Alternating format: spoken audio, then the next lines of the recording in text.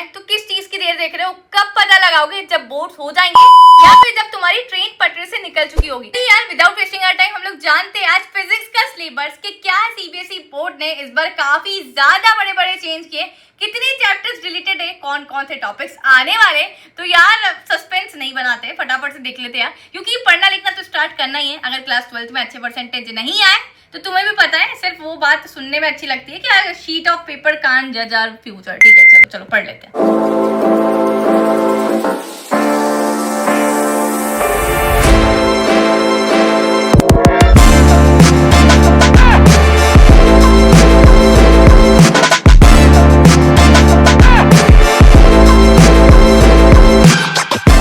Class 12 physics का हम लोग सिलेबस देखते हैं। तो सबसे पहले बच्चों आप लोग को ये बता दूं कि आप लोग के 3 घंटे का पेपर होगा, 70 मार्क्स का आप लोग का थ्योरी एग्जाम होगा, 30 नंबर आप लोग के इंटरनल असेसमेंट और प्रैक्टिकल्स को मिलाकर दे रहे होंगे आप लोग को आपके स्कूल वाले।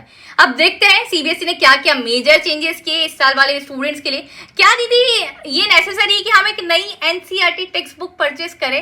नहीं बच्चों, अगर आप लोग के पास एक ओल्ड एनसीईआरटी टेक्स्ट बुक है या फिर आपने अपने सीनियर से बोरो करिए, परचेस करिए, तो आप लोग उसी एनसीईआरटी को चला सकते हैं इस साल भर के लिए। और बहुत सारे बच्चों का ये मत होता है कि एनसीईआरटी नहीं लेते, हमारे पास काफी सारे रेफरेंसेस है तो उसी से हम लोग काम चला लेंगे क्योंकि हम लोग को जेई देना है, आगे नीट देना है। तो मैं एक चीज बता दूं, चाहे तुम्हें कोई भी कॉम्पिटिटिव एग्जाम देना हो बट तुम्हें एनसीईआरटी तुम्हारे लिए बाइबल कुरान का काम कर रहा होगा। एनसीईआरटी लेना बिल्कुल भी ना भूलें, उसकी हर लाइन बहुत ज्यादा खुद में ही इंपॉर्टेंट है।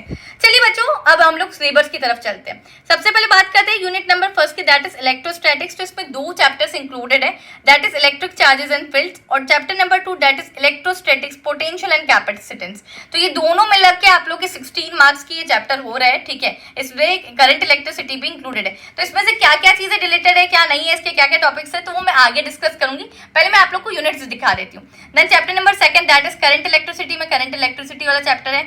Unit number 3 that is magnetic effects of current and magnetism, तो इसमें chapter number 4 and chapter number 5 included है। बात करते हैं हम लोग यूनिट नंबर 4 पे, electromagnetic induction and alternating currents.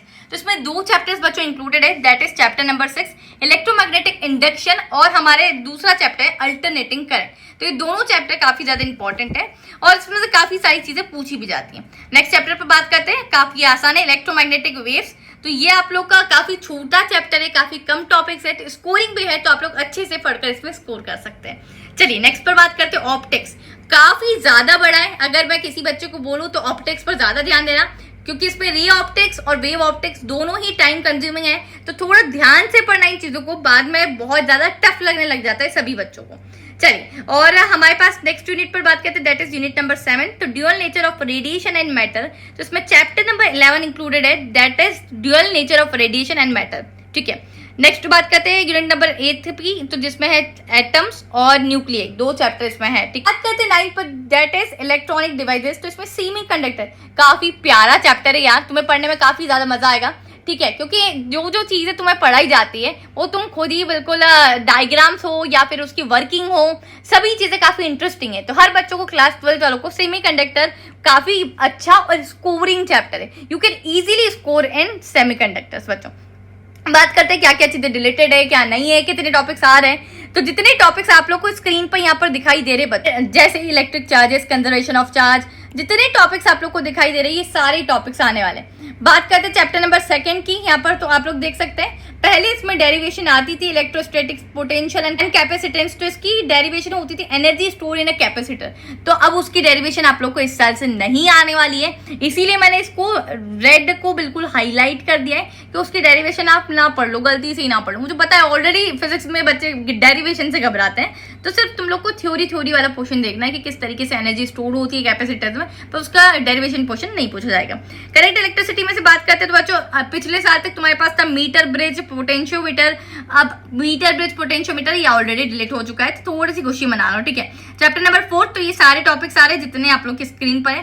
Same for chapter number 5 5th magnetism and matter, same for chapter number 6 electromagnetic induction, इतने सारे फैराडेज लॉ है आप लोग के पास, ईएमएफ एंड करंट है, लेंस लॉ है, सेल्फ एंड म्यूचुअल इंडक्शन है, ये सारी है। तो self and mutual induction sometimes पूछा जाता है, तो इस पर ध्यान दे देना।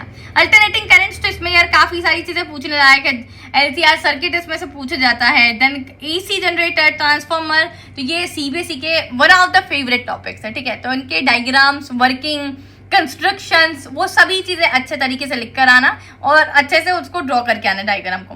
चैप्टर नंबर 8 इलेक्ट्रोमैग्नेटिक वेव्स, ये सारे टॉपिक्स आने वाले। चैप्टर 9 रे ऑप्टिक्स, तो वेव ऑप्टिक्स में से ये देखो, इसकी कोई डेरिवेशन नहीं है बच्चों आप लोग के पास।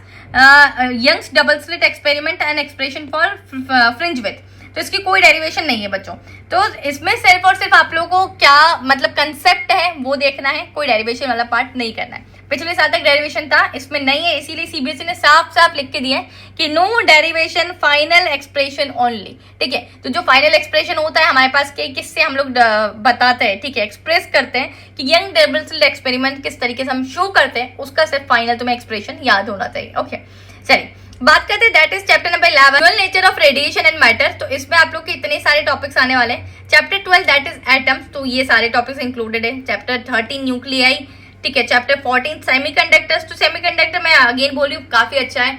आप लोग का रेक्टिफायर आता है, बिल्कुल जंक्शंस आते हैं आप लोग को, PN N type PN junction आते हैं, जीरो डायोड आता है, सेमीकंडक्टर डायोड आता है। ये सारे टॉपिक्स आप लोग को पढ़ने ही पढ़ने। चलिए, तो यहाँ पर आप लोग का बच्चों फिजिक्स का सिलेबस इन डेप्थ खत्म होता है। चलिए, टिल देन कीप लर्निंग।